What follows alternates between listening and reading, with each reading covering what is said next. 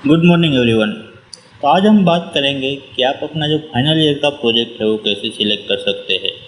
आपका जो final year का प्रोजेक्ट होता है वो बहुत ही इम्पोर्टेंट हिस्सा होता है आपके डिप्लोमा और डिग्री का। तो इसको आपको बहुत केयरफुली चूज़ करना चाहिए, क्योंकि इस प्रोजेक्ट के थ्रू आप बहुत कुछ सीखेंगे। तो जनरली क्या होता है कि स्टूडेंट है वो कंफ्यूज हो जाते हैं कि कौन सा प्रोजेक्ट करना चाहिए और कौन सा नहीं, क्योंकि बहुत सारे प्रोजेक्ट है वो अवेलेबल है, मतलब बहुत सारी डेफिनेशन अवेलेबल होती है। स्टूडेंट है वो कंफ्यूज हो जाते हैं कि कौन सा प्रोजेक्ट करें। तो आज हम इस वीडियो में जानेंगे कि प्रोजेक्ट है वो कैसे सिलेक्ट करें, कौन सी डेफिनेशन है वो सिलेक्ट करनी चाहिए और कैसे सिलेक्ट करनी चाहिए। तो आज हम इस वीडियो में ये सब टॉपिक है वो कवर करेंगे कि सबसे पहला है टॉपिक सिलेक्शन, कि अपना जो टॉपिक है प्रोजेक्ट का वो कैसे सिलेक्ट करोगे आप, ये हम देखेंगे। उसके बाद हम देखेंगे कि आपको एक गाइड सिलेक्ट करना होता है अपने प्रोजेक्ट के लिए, कि जो आपको गाइड करेगा और हेल्प करेगा इस प्रोजेक्ट में। तो गाइड है वो कैसे सिलेक्ट करें। देन नेक्स्ट हम जानेंगे कि how to do your project, आप अपने प्रोजेक्ट में कैसे काम करोगे और कैसे काम करना चाहिए। एंड लास्ट में हम देखेंगे थोड़ी गाइडलाइंस प्रोजेक्ट के बारे में। तो चलिए शुरू करते हैं। तो सबसे पहला है टॉपिक सिलेक्शन, कि मेन पॉइंट जो होता है कि कौन सा प्रोजेक्ट बनाए। तो टॉपिक सिलेक्ट करने में बहुत सारे पैरामीटर होते हैं कि जो आपको ध्यान में रखने चाहिए। तो ये सारे पैरामीटर है कि जैसे प्रोजेक्ट टाइप है, फिर एरिया ऑफ इंटरेस्ट है, रिसोर्स की अवेलेबिलिटी है, कॉस्ट ऑफ प्रोजेक्ट है, वैल्यू एडेड है, time required to complete the project है, चूज द टीम मेंबर। ये सारे डिफरेंट पैरामीटर है जो आपको ध्यान में रखने चाहिए अपने प्रोजेक्ट डिसाइड करने के वक्त। तो चलिए जानते हैं कि वन बाय वन पैरामीटर क्या कहना चाहता है और उसका डिस्क्रिप्शन देखते हैं, कि ताकि सही प्रोजेक्ट आप सिलेक्ट कर सको। तो सबसे पहला है प्रोजेक्ट टाइप। तो जनरली दो टाइप के प्रोजेक्ट होते हैं। पहला तो है आईडीपी प्रोजेक्ट और उसे इंडस्ट्रियल डिफाइंड प्रोजेक्ट बोलते हैं, और दूसरा है यूडीपी और यूजर डिफाइंड प्रोजेक्ट। तो जो आईडीपी है वो क्या होता है कि आप कोई कंपनी या इंडस्ट्री में जाके कुछ वहाँ पे वर्क करके प्रोजेक्ट करते हो, और जो इंडस्ट्री आपको असाइन करती है प्रोजेक्ट उस पर आप वर्क करना चाहते हो, तो इसको बोलते हैं आईडीपी प्रोजेक्ट। तो यहाँ पे क्या होता है, इंडस्ट्री जो भी आपको प्रोजेक्ट असाइन करेगी वो आपको जनरली करना पड़ता है। तो यहाँ पे बहुत सारी चॉइस नहीं होती है जनरली कि कौन सी टेक्नोलॉजी वगैरह आप यूज़ करें। तो अगर आप इंडस्ट्री में जाना चाहते हो तो आपको थोड़ी कंडीशंस है वो फुलफिल करनी पड़ती है, कि जैसे कि आपको कॉलेज का अप्रूवल लेटर चाहिए होगा, कि कॉलेज को कोई प्रॉब्लम नहीं है कि आप पर्टिकुलर इंडस्ट्री में जाके वो प्रोजेक्ट करो या इंटर्नशिप करो। और जनरली क्या होता है कि पेड इंटर्नशिप, जिसको हम पेड ट्रेनिंग भी बोलते हैं, क्योंकि बहुत सारी कंपनियां होती है कि जो पैसे लेकर ट्रेनिंग प्रोवाइड करती है। तो ये जनरली फाइनल ईयर के प्रोजेक्ट में अलाउड नहीं होता है। तो ये सारी चीज़ें आपको ध्यान में रखनी होगी। और दूसरा होता है यूजर डिफाइंड प्रोजेक्ट। तो यूजर डिफाइंड प्रोजेक्ट में क्या होता है कि आप एक आइडिया सोचते हो, और या आपके पास एक आइडिया होता है, उस पर आप प्रोजेक्ट बनाना चाहते हो, तो इसको बोलते हैं यूजर डिफाइंड प्रोजेक्ट। तो सबसे पहला है प्रोजेक्ट टाइप। अब दूसरा होता है एरिया ऑफ इंटरेस्ट। तो सबसे पहले अगर आप यूडीपी डिफाइन करते हो एज अ प्रोजेक्ट टाइप, तो सबसे पहले आपको सोचना होगा कि आपका एरिया ऑफ इंटरेस्ट क्या है, कि आपको कौन से एरिया में आगे वर्क करना है। तो उसके हिसाब से आप प्रोजेक्ट चूज़ करो, ताकि आपको बहुत कुछ सीखने से मिले। कि जैसे आप चूज़ कर सकते हैं कि मुझे मोबाइल एप्लीकेशन डेवलपमेंट करना है, या मुझे वेबसाइट डेवलप करनी है, या मैं फ्रंट एंड डेवलपर बनना चाहता हूँ, बैक एंड डेवलपर बनना चाहता हूँ। तो इसके हिसाब से आप first area of interest define करो कि आपको आगे क्या करना है और किस में इंटरेस्ट है, और उसके हिसाब से क्या करो, you can choose the different topic, कि आप उसके हिसाब से डिफरेंट टॉपिक है वो चूज़ कर सकते हैं। बाद में आता है रिसोर्स अवेलेबिलिटी। तो सबसे पहले आपने एरिया डिफाइन कर लिया, तो उस एरिया में कितने रिसोर्सेज वगैरह अवेलेबल है वो आपको चेक करना पड़ता है जनरली।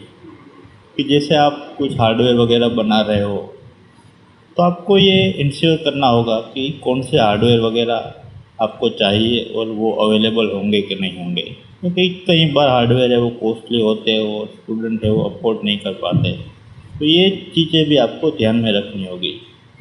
और दूसरा है रीडिंग मटेरियल, कि आप जो भी टेक्नोलॉजी पे वर्क करना चाहते हो उसका रीडिंग मटेरियल आपके पास अवेलेबल है कि नहीं है।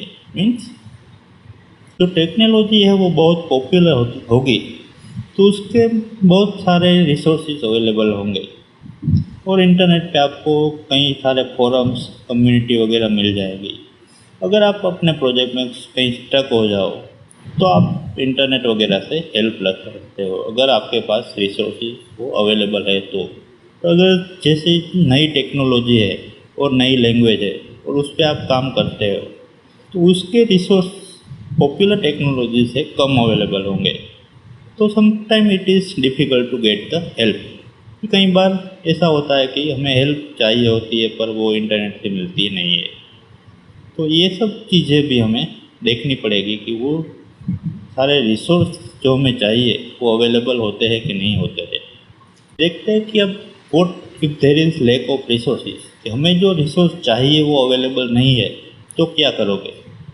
तो सबसे पहले क्या कर सकते हो आप, तो ये सारे क्वेश्चन है उसका आंसर फाइंड करने की ट्राई करो।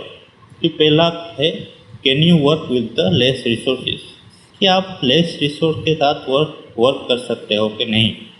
फिर है will your project will be feasible with less resources और नॉट, कि आपका जो प्रोजेक्ट है वो लेस रिसोर्स के साथ बन सकता है कि नहीं, ये फाइंड आउट करो। और are there any alternative available, जैसे आप कोई हार्डवेयर चाहिए और वो हार्डवेयर नहीं है तो उसका कोई अल्टरनेटिव अवेलेबल है कि नहीं है, वो फाइंड आउट करो। अगर ये सारे क्वेश्चन के आंसर है वो जो नो में आते हैं तो जनरली आपका टॉपिक है वो आपको चेंज करना चाहिए, क्योंकि अगर आप कंटिन्यू करोगे तो बहुत सारी मुश्किलें आपको फ्यूचर में फेस करनी पड़ेगी रिसोर्सेज के बिना। फिर आता है कॉस्ट ऑफ प्रोजेक्ट, कि प्रोजेक्ट का कॉस्ट क्या होगा।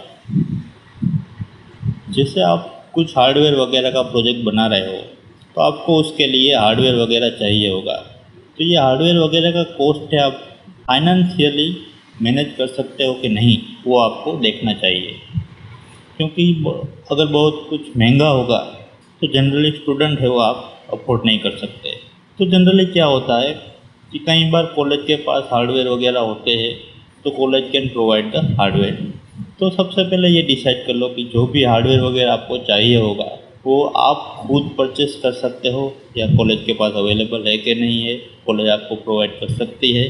तो ये सारी चीज़ें सबसे पहले फाइंड आउट कर लो अपना टॉपिक सिलेक्ट करने के बाद। फिर आता है value added, your project should add the value to the area of your interest, कि आपका जो भी एरिया ऑफ इंटरेस्ट है उसमें क्या बेनिफिट लाता है। क्योंकि ऐसा नहीं होना चाहिए कि आप प्रोजेक्ट तो बना लें पर उससे कुछ सीखने को ना मिले और उससे कुछ बेनिफिट ना हो। तो main goal of the project is to learn something new और learn something about your interest. तो आपका जो प्रोजेक्ट है वो आपको हेल्प करना चाहिए कि आपके जो टेक्नोलॉजी पे वर्क कर रहे हो उसमें आप कुछ सीखें। और दूसरा क्या होता है, it can also solve a problem, कि आप जो प्रोजेक्ट बनाते हो वो कुछ प्रॉब्लम है वो सोल्व करेगा। और it can create something new innovative, कि कुछ नई चीज़ें वो हम इनोवेट कर रहे हैं जो सोसाइटी को बेटर बनाए। और अगर ऐसा कुछ आप बना रहे हो कि जो ऑलरेडी अवेलेबल है तो उसमें आप क्या इम्प्रूव कर सकते हो वो भी आपको देखना चाहिए। फिर आता है time required to complete the project, जो आपका प्रोजेक्ट बनाने के लिए जो टाइम होता है वो बहुत इम्पोर्टेंट होता है यहाँ पे। क्योंकि क्या होता है आपको अपना दूसरे सब्जेक्ट वगैरह पे भी वर्क करना होता है, तो आपका टाइम है वो बहुत लिमिटेड होता है। तो आपको ये देखना चाहिए कि आपका प्रोजेक्ट इतना भी बड़ा नहीं होना चाहिए कि जो अपने सेमेस्टर है उसमें कंप्लीट ना हो। तो ऐसा प्रोजेक्ट सिलेक्ट करो कि जो आप उसे कंप्लीट कर सको इन द गिवन टाइम। जो भी टाइम दिया है आपको, जैसे 1 सेमेस्टर है या 2 सेमेस्टर है, उसमें आपका प्रोजेक्ट है वो कंप्लीट हो जाना चाहिए। ऐसा नहीं कि मैंने प्रोजेक्ट सिलेक्ट कर लिया फिर बाद में वो कंप्लीट ना हो। तो ये सारी चीज़ें भी आपको ध्यान में रखनी होगी। फिर आता है टीम मेंबर का सिलेक्शन। अगर आप अलाउड है कि आप अपने टीम मेंबर खुद सिलेक्ट कर सके तो ये बहुत अच्छा होता है। अगर इट इज़ अलाउड कि ये अलाउड है तो आप कैसी टीम सिलेक्ट करोगे, ये बहुत इम्पोर्टेंट हिस्सा होता है आपके प्रोजेक्ट का, क्योंकि जो टीम मेंबर है आपको उसके साथ वर्क करना होता है। तो जनरली ऐसे टीम मेंबर सिलेक्ट करो कि जो आपके साथ इजीली वर्क कर सके, और ऐसे सिलेक्ट करो कि डिफरेंट टीम मेंबर है उसके पास डिफरेंट टाइप की एबिलिटी है। कि फॉर एग्जांपल एक बंदा है वो एनालिसिस अच्छा करता है, दूसरा बंदा है वो डिजाइनिंग अच्छा करता है, तीसरा बंदा है वो कोडिंग में अच्छा है, चौथा बंदा है वो डेटाबेस में अच्छा है। तो ऐसे बंदे सिलेक्ट करो और ऐसे टीममेट सिलेक्ट करो कि जिसके पास डिफरेंट डिफरेंट एबिलिटी हो, ताकि आपके प्रोजेक्ट में जो भी आपको वर्क करना हो वो आप आसानी से डिवाइड कर सके और उसकी एबिलिटीज़ है उसको इम्प्रूव करो और यूज़ कर सके। तो ये बहुत महत्वपूर्ण हिस्सा होता है। फिर एक बार आपने टॉपिक सिलेक्ट कर लिया, उसके बाद आता है कि ये 3 क्वेश्चन है, व्हाट, व्हाई और how. You should be able to answer this question. क्या आप ये तीनों क्वेश्चन है उसका आंसर दे पाए आपको टॉपिक। व्हाट मतलब क्या, व्हाई मतलब क्यों, और हाउ मतलब कैसे। कि व्हाट मतलब what all your project is about, कि आपका प्रोजेक्ट है वो किसके बारे में है, ये आपको पता होना चाहिए। फिर what is the field of your project, कि आपका प्रोजेक्ट है उसका एरिया क्या है और वो किसके बारे में है। Then what is the issue you are trying to solve, कि आप जो प्रोजेक्ट बना रहे हो वो क्या हेल्प करेगा आप में और सोसाइटी को। तो you should be able to answer all this question, आपको ये सारे क्वेश्चन है इसका आंसर पता होना चाहिए और आप इसका आंसर दे सकते हो। तो ऐसा प्रोजेक्ट सिलेक्ट करो कि जिसके बारे में आपको पता हो। ऐसा नहीं कि मैंने एक टॉपिक डिसाइड कर लूँगा कि जैसे चलो मैं ऑनलाइन शॉपिंग बना रहा हूँ, तो ये नहीं कि ऑनलाइन शॉपिंग क्या होगी। तो आपको पता होना चाहिए कि ऑनलाइन शॉपिंग साइट है वो कैसे वर्क करती है, उसमें कितने मॉड्यूल आते हैं, उसमें कितने फंक्शन है, कि जैसे ऑर्डर वगैरह होता है, एक पेमेंट वगैरह का मॉड्यूल होता है, फिर जो बायर होते हैं, सेलर होते हैं, कि बायर है वो क्या क्या करते हैं, सेलर है वो क्या क्या कर सकते हैं। तो ये सब डिस्क्रिप्शन आपको पता होना चाहिए। तो जैसे आप हॉस्पिटल का सॉफ्टवेयर बना रहे हो तो हॉस्पिटल का सॉफ्टवेयर में क्या होगा ये सब आपको पता होना चाहिए। ऐसा नहीं कि मैंने ये सोच लिया चलो मैं ये सॉफ्टवेयर बना रहा हूँ हॉस्पिटल का, फिर बाद में आपको ये नहीं पता कि हॉस्पिटल में क्या क्या आता है। तो ऐसा नहीं होना चाहिए, आपको सब पता होना चाहिए। फिर आता है वाई, वाई दिस प्रोजेक्ट, यही प्रोजेक्ट क्यों, और why you want to solve this issue, और why you want to make this project. क्या आप ये प्रोजेक्ट बना रहे हो तो आपको क्यों बना रहे हो ये आपको पता होना चाहिए। क्योंकि जिस प्रोजेक्ट आप काम करने वाले हो तो करीबन 1 साल या 8-9 महीने आप उस पर काम करोगे, तो ये प्रोजेक्ट क्यों बना रहे हो आप, उससे आपको क्या सीखने को मिलेगा और सोसाइटी वगैरह को क्या हेल्प होगी इस प्रोजेक्ट से। तो ये क्वेश्चन आप फाइंड आउट करो और इसके बारे में सोचो। फिर होगा how, how will you do it, कि आप ये कैसे करोगे। How will you achieve your goal, कि आपका जो गोल है वो आप कैसे अचीव करोगे। The method and the strategy, आपके पास एक मेथड और स्ट्रेटेजी होनी चाहिए कि आप ये प्रोजेक्ट है वो कैसे कर सकते हो। ऐसा नहीं कि मैंने एक प्रोजेक्ट सोच लिया फिर मुझे ही पता नहीं कि मैं ये कैसे इम्प्लीमेंट करूँ। मैंने सोच लिया कि मुझे सैटेलाइट बनाना है पर बाद में मुझे यही नहीं पता कि सैटेलाइट कैसे बनाते हैं। तो आपका बेसिक आइडिया होना चाहिए कि आप क्या करोगे। It is very important before starting any project, कि आपको रफ आइडिया होना चाहिए कि आप कैसे ये प्रोजेक्ट स्टार्ट करोगे। नाउ तो ये तो हुई हमारी टॉपिक सिलेक्शन की बात, कि आप ये सारे पॉइंट है वो ध्यान में रख के एक थोड़े टॉपिक है वो सिलेक्ट करें। बाद में आता है सिलेक्शन ऑफ गाइड। आपको हर प्रोजेक्ट के लिए एक गाइड की ज़रूरत पड़ेगी और एक गाइड अपने कॉलेज से चूज़ करना होगा। तो देर आर वेरियस फैकल्टी, कई सारे फैकल्टी होते हैं अपने कॉलेज में। तो कौन सा गाइड चूज़ करें आप, ये कैसे डिसाइड करोगे? तो ऐसा नहीं होना चाहिए कि ये गाइड अच्छा है तो मैंने ये चूज़ कर लिया। तो गाइड सिलेक्ट करने के लिए भी एक प्रोसीजर होती है कि जैसे it is best to select your guide after choosing your topic. आप एक बार टॉपिक चूज़ करो और उसके बाद आप गाइड को चूज़ करो। ऐसा नहीं होता है कि यही गाइड मेरा होगा, कि ये सर मुझे अच्छे लगते हैं तो यही सर मेरे गाइड होंगे। ऐसा नहीं होना चाहिए। Because you choose the guide based on your topic, क्योंकि आप टॉपिक के बेस पे आप अपना गाइड को चूज़ करना पड़ता है और चूज़ करना चाहिए। Approach the guide who has the knowledge and capability in subject you have chosen. कि आपने जो एरिया चूज़ किया है, या आप जो भी एरिया पे वर्क करना चाहते हो, उस एरिया का जिसको सबसे ज़्यादा नॉलेज है उस गाइड को आपको चूज़ करना चाहिए। फॉर एग्ज़ाम्पल, आप मोबाइल एप्लीकेशन डेवलपमेंट करना चाहते हो तो ऐसे गाइड चूज़ करो कि जो मोबाइल एप्लीकेशन डेवलपमेंट एरिया में वर्क करते हैं। अगर आप वेब डेवलपमेंट करना चाहते हो तो ऐसे गाइड चूज़ करो जो वेब डेवलपमेंट करते हैं या उसका नॉलेज होता है। अगर आप IoT वगैरह पे वर्क करना चाहते हो तो ऐसे गाइड चूज़ करो कि जिसको हार्डवेयर वगैरह का नॉलेज हो। तो बेस्ड ऑन योर टॉपिक आपको गाइड अपना सिलेक्ट करना चाहिए। एंड दूसरा, आपका गाइड है उसको आपके प्रोजेक्ट में इंटरेस्ट होना चाहिए। तो ऐसा टॉपिक सिलेक्ट करो कि गाइड को जो टॉपिक है वो अच्छा लगे, ताकि उसको भी मज़ा आए आपको गाइड करने में। आप अपने सीनियर के साथ भी कुछ डिस्कशन कर सकते हो कि कौन सा गाइड है वो कौन से डोमेन में वर्क करता है वगैरह। तो इसको भी आपको आइडिया मिलेगा कि आपको कौन सा गाइड चूज़ करना चाहिए। नाउ, गाइड की रिस्पॉन्सिबिलिटी क्या है? अब गाइड आपका टीममेट तो है नहीं, तो गाइड क्या करेगा? ऐसा तो नहीं होता है कि गाइड आपका प्रोजेक्ट है वो कंप्लीट कर दे। तो गाइड क्या करेगा? Guide will help you to guide how to make a project. तो गाइड है वो आपको हेल्प करेगा और गाइड करेगा कि आपका जो प्रोजेक्ट है वो कैसे कंप्लीट करो। तो your guide can provide some resources.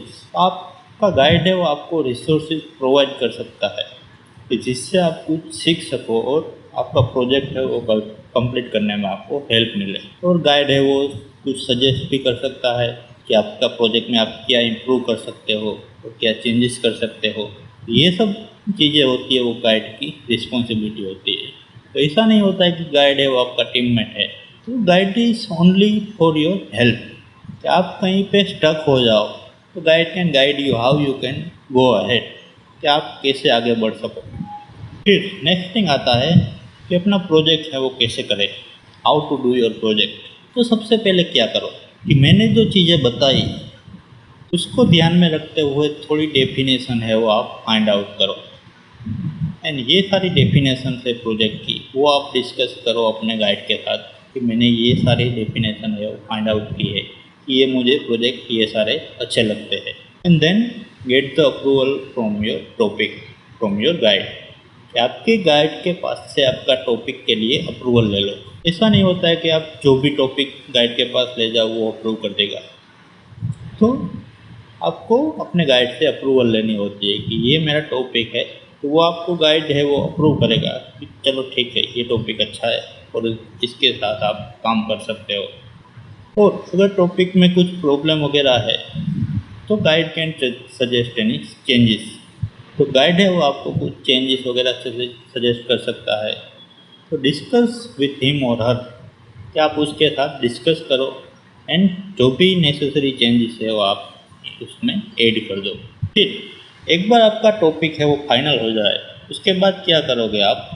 Start reading in depth of your project. कि आपका जो प्रोजेक्ट है उसके बारे में आप इन डेप्थ पढ़ो, गहराई से उसमें सोचो कि क्या क्या आता है।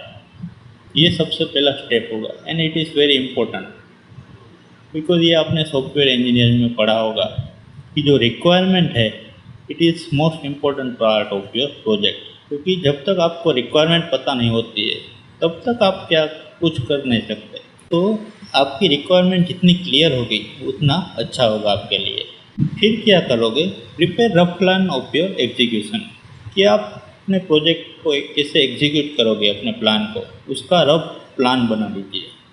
ये आप अपने गाइड के साथ डिस्कस कर सकते हैं कि आप कैसे प्लान बनाए। Then decide the different activity for your project and decide the time frame for your each activity. कि आपका प्रोजेक्ट में कौन कौन सी एक्टिविटी आएगी, जैसे डॉक्यूमेंटेशन पार्ट वगैरह होगा, फिर इम्प्लीमेंटेशन होगा, उसमें भी सब डिवाइड कर सकते हैं आप, कि जैसे कि आपने सॉफ्टवेयर इंजीनियरिंग में पढ़ा होगा। तो ये सारी एक्टिविटीज़ है वो डिफाइन करो कि आपको क्या क्या बनाना है, और उसका टाइम फ्रेम डिसाइड करो। ईच एक्टिविटी के लिए आपको कितना टाइम वगैरह लगेगा, क्योंकि आपका टाइम है वो फाइनाइट होगा, लिमिटेड, तो उसी टाइम में आपको सब करना होगा। तो ये सोचो कि आप कैसे मैनेज करोगे। फिर आता है meet your guide frequently to update him और हर विथ योर प्रोग्रेस। कि आप फ्रिक्वेंटली अपने गाइड के साथ मीटिंग प्लान करो और मिलो, ने अपने प्रोजेक्ट में क्या क्या प्रोग्रेस की है उसको बताओ। So your guide can help to give you suggestion, जिससे कि आपको गाइड को पता होगा कि आप क्या कर रहे हो, और आपको कुछ सजेस्ट कर सकता है कि आपको क्या चेंजेस वगैरह करना चाहिए। It is very important to meet your guide frequently. Also guide can suggest how you can do your project और इम्प्रूव योर प्रोजेक्ट। तो गाइड ये भी सजेस्ट कर सकता है कि आप अपना प्रोजेक्ट है वो कैसे इम्प्रूव कर सकते हो। It is very important to meet the guide frequently. ऐसा होना नहीं होना चाहिए कि एक बार मैंने गाइड डिसाइड कर लिया, फिर मैं लास्ट में उससे जाके मिलूँ कि ये मैंने बनाया है। फिर क्या होगा कि गाइड है वो अप्रूव नहीं करेगा आपका प्रोजेक्ट, क्योंकि गाइड है वो एक्सपेक्ट करेगा कि आप ये सब करो, ये सब आपके प्रोजेक्ट में होना चाहिए। फिर क्या आ जाएगा, आपके फाइनल वाइवा वगैरह आ जाएंगे, फिर आप लास्ट में गाइड को जाके बोलोगे और गाइड कुछ सजेस्ट करेगा कि ये चेंजेस करने पड़ेंगे, तो फिर आपके पास टाइम नहीं होगा कि आप ये सब चेंजेस करो। तो फ्रिक्वेंटली आप गाइड से मिलके डिस्कस करो कि आपका प्रोजेक्ट में क्या चल रहा है और आप क्या कर रहे हो और क्या चेंज हो सकता है। It is very important part of your project. Next is project guideline. There are some rules you need to follow. कई सारे रूल्स है वो आपको फॉलो करने होते हैं। तो ये रूल्स क्या है, चलो जानते हैं। तो सबसे पहला है, in 5th semester you only need to submit your documentation work, so you don't have to worry about implementation part.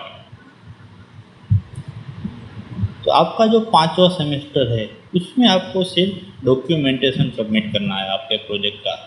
तो उसको कैसे इम्प्लीमेंट करोगे ये इम्पोर्टेंट नहीं है। जैसे हमारे डिप्लोमा में मोबाइल कंप्यूटिंग वगैरह आता है, एंड्रॉयड वगैरह, तो आप सोचो कि एंड्रॉयड तो मुझे आता नहीं है, मैं कैसे प्रोजेक्ट करूँगा। तो क्या करना है, आप 5th सेमेस्टर में एंड्रॉयड भी पढ़ोगे, तो आपको थोड़ा थोड़ा एंड्रॉयड है वो जानने को मिल जाएगा, तो नेक्स्ट सेमेस्टर में आपको उसको बनाना होगा। तो ये जो हमारा 5th सेमेस्टर है उसमें सिर्फ डॉक्यूमेंटेशन वर्क आपको सबमिट करना है।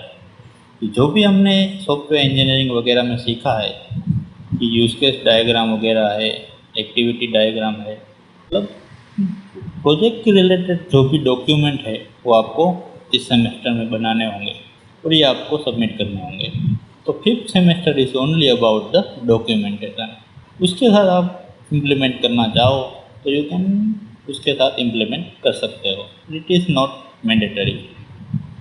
Now in the 6th semester you have to submit the implementation part and you need to show the working model like website और application।